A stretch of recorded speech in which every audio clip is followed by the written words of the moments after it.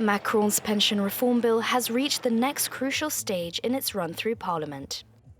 Despite weeks of strike action and days of protests, sending hundreds of thousands of opponents to the bill out in the streets across France, the Senate approved the controversial legislation over the weekend. A joint committee of the lower house and upper house will work on a final draft on Wednesday before submitting it to the Senate and the National Assembly for a final vote the following day. But for Macron's party, the biggest challenge still lies ahead.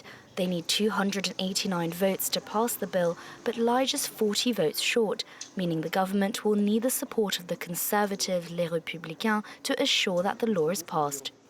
Should Macron fail to gain enough votes in Parliament, the government can push through the legislation by using the 49.3 procedure.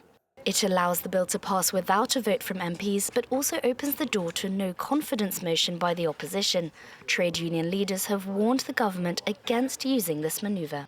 We cannot have this kind of action, and the public opinion is against this reform. Allowing this reform to go through a speedy parliamentary procedure is a parody of democracy.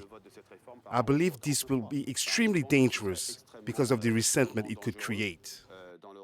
But even the government hopes to avoid using the unpopular Article 49.3. We do not want to have to use the Article 49.3. We want to transform our relative majority into an absolute majority on the pension reform bill.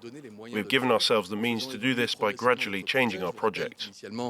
Trade unions' request to meet with the president has been turned down twice.